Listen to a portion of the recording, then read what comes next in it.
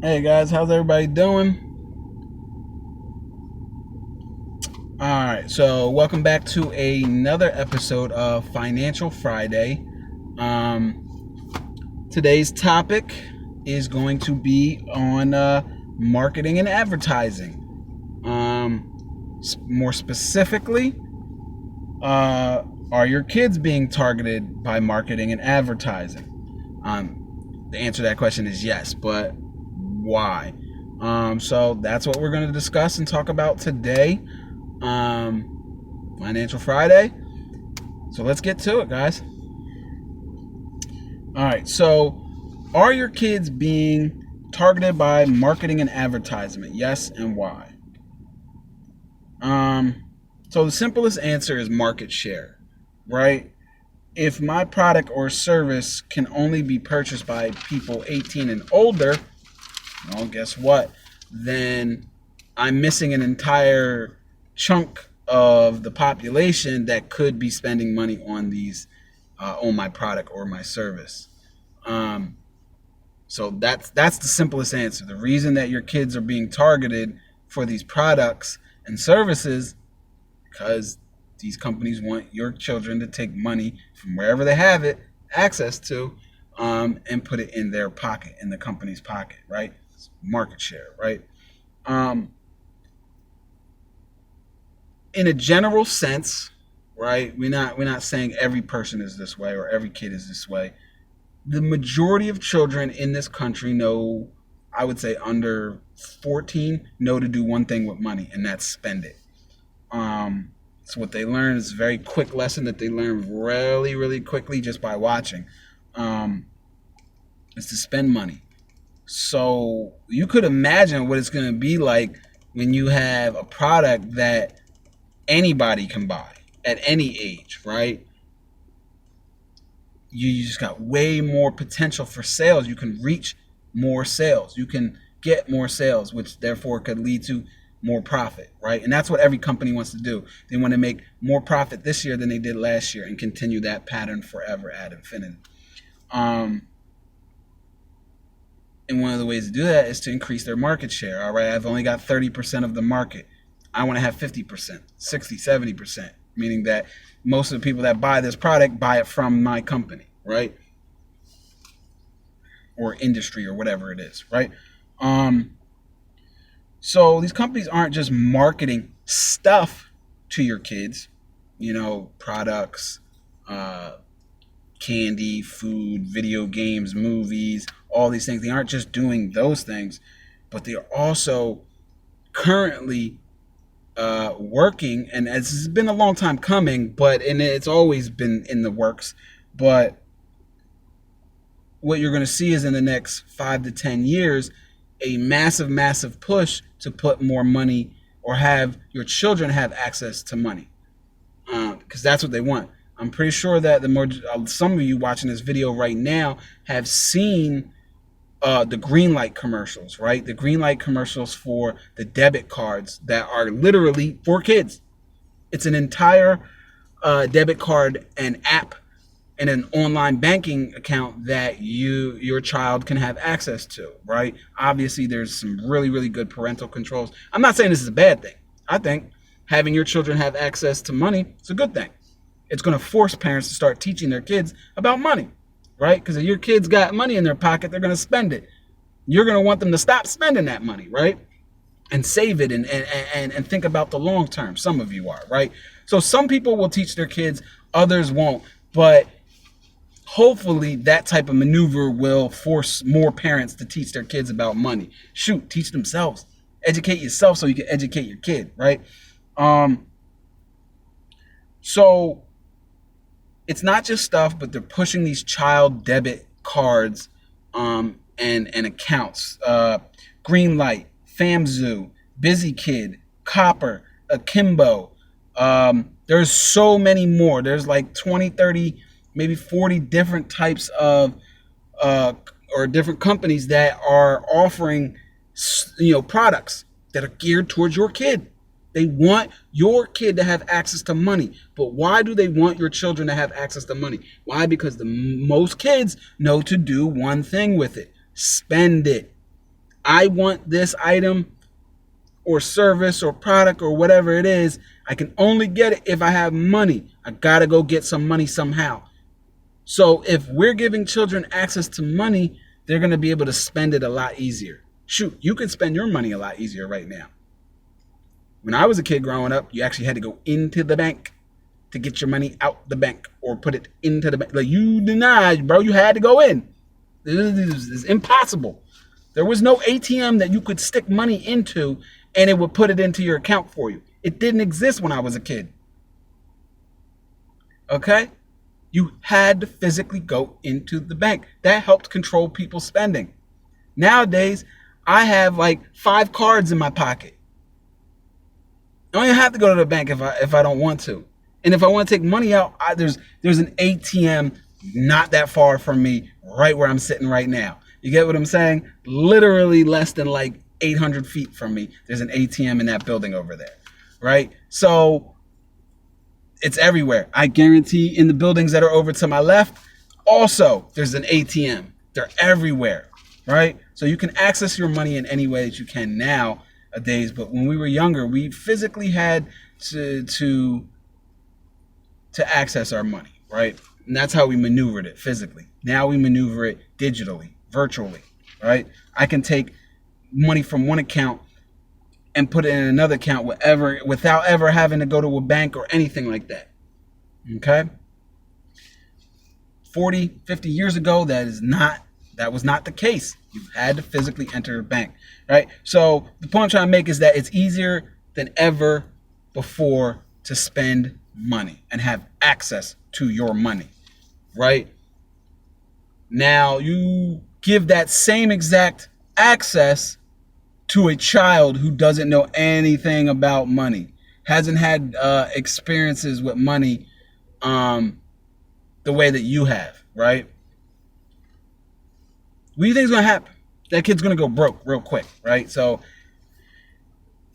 yeah, it's a double-edged sword, but I honestly, personally believe that I think we should be allowing our children to have money. Like I said, I have a whole entire pay system that I created that actually includes paying kids from the day that they're born, right? I will put that up in another video at some other time when I'm kind of a little further along on working on it. It's not, trust me, it's not foolproof. There's probably a whole bunch of flaws and gaps and holes inside that idea and theory. But like I said, the point I'm just trying to make real quick is just that I think that that's a good idea, that we should be putting money into your children's hands, but it could have a negative effect. The way it's going to have a negative effect is if you as a parent do not educate your child on money. We're not just talking about, hey, you got to go to work, get a job, go to work, get a paycheck, make it, you know what I mean, and spend it. Like, we got to do more than just teach them that mentality and behavior when it comes to money. So that's on you as a parent. I'm trying to help you. That's my goal. I'm coming up with a new channel soon called the Financial Freedom Fighter, where we will be doing specifically education and coaching and literacy. That's what that channel is going to handle. It's going to be way more professional and scripted than this channel. This channel is more free. But I digress. So let's get back to the topic at hand. The topic at hand is, are your children being marketed and advertised to? Yes. Why? Because they have money in their pocket. These companies want their money. Kids spend money. That's what they do. These companies want your kids to spend their money on their products and services. Think about it. If I have a movie that's rated R, the only people that can go see that movie is anybody that's older than 18, which means anybody under that age is not going to be able to see that movie. So my box office ticket sales are going to be lower than what I want them to be, because there's a whole segment of population that cannot access these tickets, right? Unless they have a parent with them, right? But if you make the movie PG-13, guess what? Every kid 13 and older can see this movie. So now you have a larger segment of population that's going to spend their money on this, okay? So I'm not saying it's a bad thing. You just got to understand the concepts of what's going on out there. Your children have access to money that didn't come out of your pocket. You get what I'm saying? And if it did come out of your pocket, either way, they still have access to it. And they can spend it any way they want nowadays. It's so easy to spend money. And that's why your children are being marketed and advertised to. It doesn't necessarily have to always be doom and gloom. I don't want you to be like, oh, this guy's such a pessimist. I'm not a pessimist. I want you to understand. Look at it, America. You sit there and complain all the time about the things that are not going right, but you can't do something as simple as pay attention to the fact that these companies out here trying to get your kids. They don't care about you. They trying to get to your kids. It's not necessarily negative. They're not trying to harm your kids. They want whatever money is in your kid's pocket to come out and go into their pockets. And it's easy. It's easy to influence a kid to spend money. They don't have the same self-control that some adults have, right? So you have to keep these things in mind. This is all I'm trying to do is help educate you, to help you understand what's going on. This is not going anywhere. This marketing and advertising to your kids in every field and everything, video games, movies, over the past 15 years, I haven't seen a movie that was rated R. It's very rare for a movie to come out and be rated R. One of the issues I had with all of these superhero movies is none of them are rated R. I'm like, yo, these movies would have been way better if they were rated R and it didn't look so cartoony-ish. They were good movies and stuff. They were entertaining. But to me, I'm thinking yo, superheroes, this should be some real, it should look real. And it don't look real half the time. There's too much CGI on that stuff. But I digress. Let me not get all upset about the Marvel movies. But that's the point I'm trying to make. Video games. They try so hard to make sure that the video game doesn't have a mature rating. Because they want your kid to be able to buy the game. YouTubers. Some of the most wealthiest YouTubers are people that discuss and create videos on things that have nothing of true value, right? I'm just pranking people all day. Those are the type of channels that got 30 million viewers. You get what I'm saying? That's not good. Guess how many of those millions are kids? People under 18 years old. PewDiePie, guys sitting around playing video games all the time. You don't need a college degree to do that. That guy's making more money than anybody else sitting in college, right? That came out with a college degree right now. You get what I'm saying? Everything's being marketed to your kid. 90% of PewDiePie's audience are children. Anybody 18 and under. That's the majority of people that watch his videos. And it's those type of dynamics that change the landscape of business. They saw this. The marketing and advertisement said, okay, this guy's got 30 million subscribers, which means that and he gets what? 15 million views every video. That means 15 million people are going to see this marketing and advertisement that I used with this person. That's why they're getting paid all that money, because they make the money from the advertisements and the affiliations with other companies, and the the contracts that they signed to push these products through affiliations, right?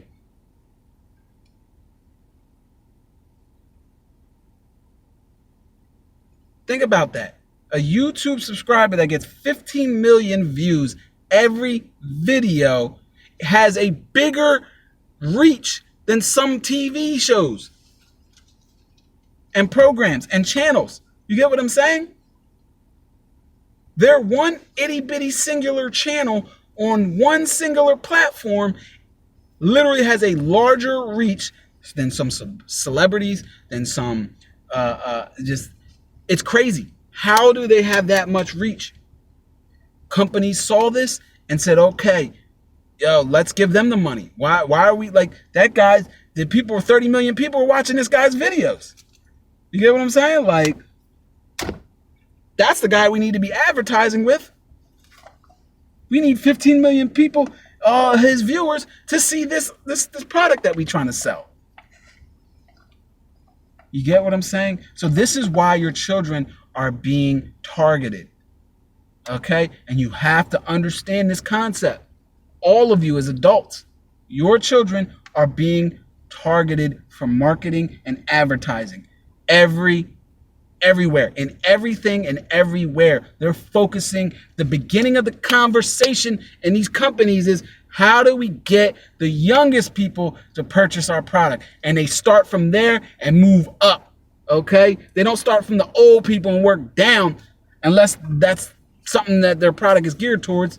You know what I mean? Hearing aids, I'm not really worried about the youngest kids. I'm probably more worried about the people that are older that can't hear, you know?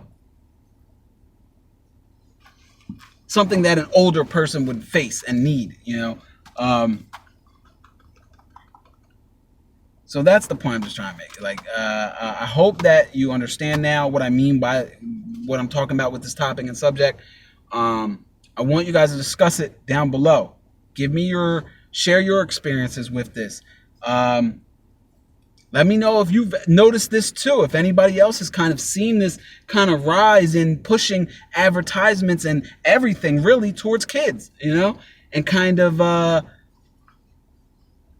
like dumbing things down, or, you know, making them more cartoony and childish so that we can reach children. That's crazy. Let me know if you've noticed this trend, because I don't feel like I'm the only person that's noticed this. Like I said, also, hit the like button, hit the subscribe button. Sorry, can't talk. That's really going to help this channel grow. If you guys really like these discussions and topics that I'm just talking about in the debates, like I said, hit the like button, hit the subscribe, hit the bell icon so you can get notified when I create a new video. Obviously, Financial Fridays is on Friday. But my goal right now is to really build this channel. I want to get to more people. I kind of need your help to do that, guys. So like I said, the best way to do that is just to, you know, thumbs up, hit subscribe, hit the bell, leave a comment, man. That's really going to help this channel grow a lot. And that's the goal. I'm not trying to get rich off of anything here. This is purely for my own pleasure. This is something that I do. I like having these discussions, and I like sharing them and discussing them and talking to people about this stuff. So I do this purely for my own pleasure, and for my own enjoyment and entertainment, and hopefully the benefit of Americans and just people in general in the world. You know, the goal is to help people. If I could do one thing in this world, it would just literally help every person. But that, you know, I'm only one guy. I can't help everybody.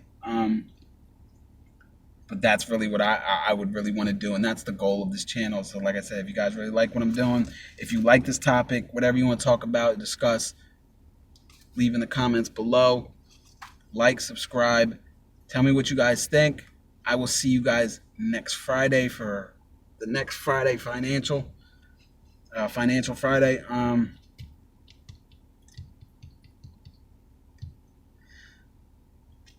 Until then, keep doing your research, keep studying, keep learning. Don't stop. All right. I will see you guys next week.